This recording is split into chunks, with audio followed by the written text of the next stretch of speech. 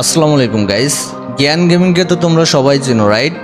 তো এই জ্ঞান গেমিং নাকি অ্যাক্সিডেন্ট করার নাটক করতেছে, সে ফেক অ্যাক্টিং করতেছে, সে আসলে অ্যাক্সিডেন্ট করে নাই, সে শুধু ভিউজের জন্য এমনটা করতেছে, তার চ্যানেল ডাউন হয়ে গেছে এই জন্য সে এমনটা করতেছে। তো যাই হোক গাইস, এই কথাগুলো আমার না, আর এই কথাগুলো কে বলছে বা কারা বলছে সম্পূর্ণ ভিডিওটা দেখো, তাহলে পরে বুঝতে পারবা, ঠিক আছে? সবার কাছে রিকোয়েস্ট করবো আজকের ভিডিওটা অন্তত শেষ পর্যন্ত দেখবা। আর আমি এই বিষয়টা নিয়ে ভিডিও বানাইতাম আরও অনেক আগেই, বাট আমি কাব্য ভাইয়ের সাথে কথা বলতে চাইছিলাম এই বিষয়টা নিয়ে, কারণ কাব্য ভাই তো জ্ঞান ভাইয়ের সাথে অনেক ভালো একটা সম্পর্ক, তোমরা তো সবাই জানো। তো কাব্য ভাইকে অনেকবার আমি অ্যাড দিই, তো কাব্য ভাইয়ের আইডিতে হয়তো ব্যাকআপ প্লাস ছিল, দ্যাটস গ্রুপে আসে নাই বা কথা বলতে পারি নাই। তো তারপরে যে দেখি কাব্য ভাই একটা ভিডিও আপলোড করছে তার চ্যানেলে, দেন তারপরে আমি কনফার্ম হই, দেন তারপরে আমার এই ভিডিওটা করা। তো সবাই সম্পূর্ণ ভিডিওটা দেখো, আই হোপ সম্পূর্ণ ক্লিয়ার হয়ে যাবা।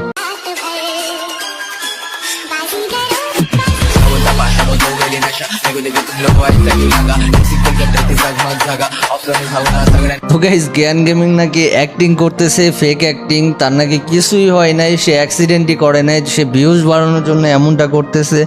তো এইটা আমার কথা না, এইটা ছিল আমাদের কমিউনিটির কিছু ব্রেনলেস ইউটিউবারদের কথা, যাদের ব্রেনের মধ্যে কি আছে আমি জানি না, আমার কিছু বলার ভাষা নাই, ঠিক আছে? একটা মানুষ এত কিছু দেখার পরেও এরকম কমেন্ট কিভাবে করতে পারে বা এরকম কথা কিভাবে বলতে পারে আমার কোনো জানা নাই। আমি চাইলে এই ভিডিওতে তাদের নাম বলতে পারতাম, আমি চাচ্ছি না যে তাদেরকে এইভাবে এক্সপোজ করি, তাদের বললে পারে না ভাই, তোমাদের কিছু বলার ভাষা নাই আমার, ঠিক আছে?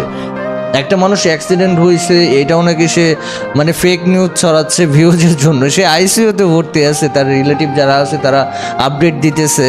তো আমি এই বিষয়টা নিয়ে না আরও আগেই কথা বলতাম, আমি একটা মানুষের জন্য আমি এই কথাগুলো বলি নেই, সেটা হচ্ছে ইটস কাব্য, আমাদের কাব্য ভাই। আমি তার সাথে এই বিষয়টা নিয়ে কথা বলতে চাইছিলাম, বাট তাকে অনেকবার ইনভাইট দেই, সে ইনভাইট ধরে না। তার আইডিতে হয়তো বা তার ব্যাকআপ প্লাস ছিল, সে হয়তো ছিল না, নাহলে পরে তার সাথে এই বিষয় নিয়ে আমি কথা বলতাম বা কী হয়েছে জ্ঞান ভাইয়ের সম্পূর্ণ তার কাছ থেকে জানতাম, দেন তারপরে হয়তো ভিডিওটা দিতাম। বাট আমি না জেনে ভিডিওটা দিতেছি, কারণ কাব্য ভাই কালকে রাতে দেখলাম যে ভিডিও আপলোড করছে, এতদিন কিন্তু সে কোনো ভিডিও আপলোড করে নাই, সে কোনো নিউজ দেয়নি।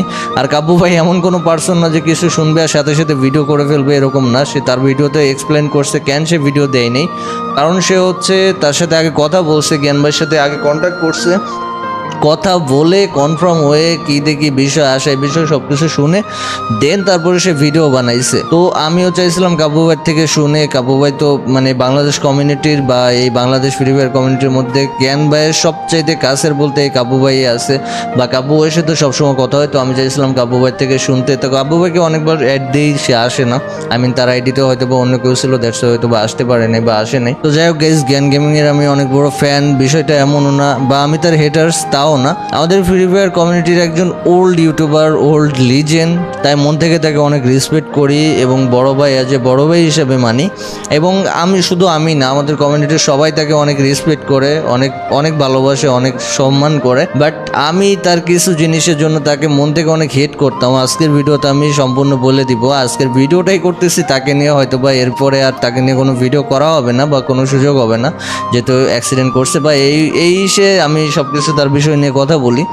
তো তার কিছু পিক এই যে আমি স্ক্রিনের উপর দিয়ে রাখছি, দেখো তার গার্লফ্রেন্ডের সাথে এই যে এইসব পিকগুলো যখন দেখতাম না, আমার তখন অনেক খারাপ লাগতো। সে এরকম রেসপেক্টফুল একজন মানুষ হয়ে কীভাবে গার্লফ্রেন্ডের সাথে এইসব পিকগুলো সে ইউটিউবে বা ইনস্টা বা এইসব কিছুতে সে কীভাবে শেয়ার করে, ঠিক আছে? এগুলো মানে ফ্রি ফায়ারের মোস্ট অফ দ্য প্লেয়ারই হচ্ছে বা মোস্ট অফ দ্য অডিয়েন্সই হচ্ছে হলো বাচ্চা টাইপের বা ছোটো।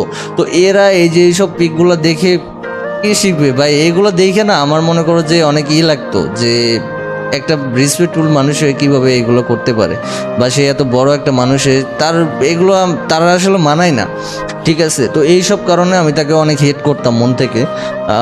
বাট এখন সে অ্যাক্সিডেন্ট করছে, আমি চাই না যে এগুলো নিয়ে আর কোনো কথা বলি, বাট আমি আজকে এটা বলে দিলাম, কারণ এরপরে হয়তো বা আর কখনো তাকে নিয়ে ভিডিও করা হবে না। আর আমার মতো ছোটোখাটো ইউটিউবারের একটা ভিডিওতে তার কিচ্ছু আসে যায় না। তো আমি আবারও বলতেছি, এই যে কথাগুলো, এই যে ফার্স্টে যে কথাগুলো বললাম যে সে অ্যাক্টিং করতেছে এই সেই, তো এটা ছিল আমাদের কমিউনিটির কিছু আবাল মার্কা কিছু ইউটিউবারদের কথা, ঠিক আছে?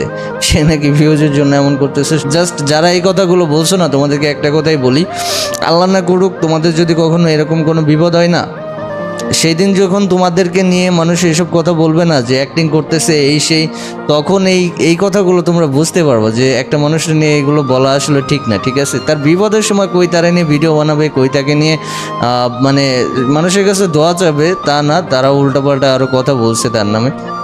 যাই হোক, আমি চাইলে তার নামগুলো বলতে পারতাম, আমি বললাম না, ঠিক আছে। এইগুলো আসলে ঠিক না, ঠিক আছে। এরকম কিছু করো না।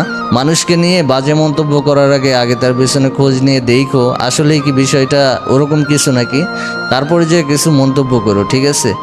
আর যাই হোক গাইস, আজকে তোমাদের কাছে একটা রিকোয়েস্ট করব, সেটা হচ্ছে যে খিয়ান গেমিং, তাকে কিন্তু আমার থেকে ভালো আরও তোমরা চিনো, তো সবাই তার জন্য দোয়া করবা। আমার যারা অডিয়েন্স আসো, ভাই ব্রাদার আসো, সাবস্ক্রাইবার আসো, সবাই তার জন্য দোয়া করবা। আল্লাহ না করুক আজকে তার অ্যাক্সিডেন্ট হয়েছে, কালকে আমারও হইতে পারে বা অন্য কারও হইতে পারে।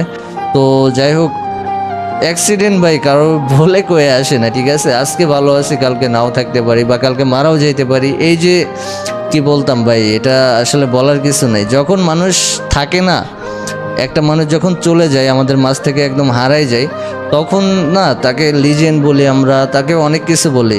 সাপোজ তোমাদের একটা কথা বলি, যেমন স্কাইলার যেমন মারা গেছে, মারা যাওয়ার পরে তাকে লিজেন্ড করতেছে, আর তার আগে আমি অনেক আমি অনেক গালিও দেখছি তার আগে এসে। তো যাই হোক ভাই, কথা হচ্ছে কি, একটা মানুষ যখন চলে যায় তখন তোমরা তাকে লিজেন্ড বলো, তাকে এইটা বলো ওইটা বলো, তো থাকতে মূল্য দাও, ঠিক আছে।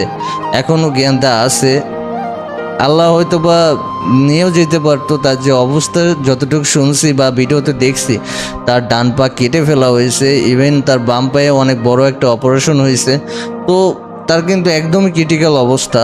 হয়তোবা তোমাদের আমাদের দোয়া এবং সকলের ভালোবাসার কারণে হয়তোবা জ্ঞানদার এখনও কিছু হয় নাই, বা সে এখনও পুরোপুরিভাবে সুস্থ হয়ে ওঠে নাই, বাট তারপরেও কথা বলতে পারতেছে, বা আইসিইউ থেকে তাকে বের করা হয়েছে, মোটামুটি এখন তো ভালো আছে। তো আশা করি আল্লাহ দিলে হয়তোবা সুস্থ হয়ে যাবে। তো যাই হোক, যে যেখান থেকেই দেখো বা যে যেই ধর্মেরই হও না কেন, সবাই তার জন্য দোয়া করো। আর মন থেকে বলতেছি, আমি আগে যাই করছি না কেন, এইসব পিক বা এইসব ইসের জন্য আমি তাকে মানে একটু অন্যভাবে দেখতাম, ঠিক আছে, খারাপভাবে দেখতাম যে সে এগুলো কেন করে, বা এই সেই ফ্রি ফায়ারের বাচ্চা অডিয়েন্সগুলো তার থেকে কী শিখবে। তো যাই হোক, আজকে বলতেছি ভাই, তারে নিয়ে আমার কোনো অভিযোগ নেই বা আর কিছু বলতে চাই না, ঠিক আছে। একটা মানুষের ভালো খারাপ দুইটা দিকই থাকে, সে মন মানসিকতার দিক দিয়ে বলো বা সব দিক দিয়ে অনেক ভালো, ঠিক আছে। হয়তো বা এই দিকটা আমি তার খারাপ পাইছি। তো যাই হোক, মানুষের একটা খারাপ দিক এটা থাকেই, ঠিক আছে, এত দিক ধরতে গেলে হয় না। তো যাই হোক, সবাই তার জন্য দোয়া করো। আর কিছু বলার নেই, সবাই তার জন্য বেশি বেশি করে দোয়া করো, আল্লাহ যেন তাকে সুস্থ করে দেয়, সেজন্য আমাদের মাঝে আবারও ব্যাক করে। আর আজকের ভিডিওটা আমি বেশি লং করতে চাই না, সবাই ভালো থেকো, সুস্থ থেকো, আর আমার জন্য দোয়া করো। আল্লাহ হাফেজ গাইস।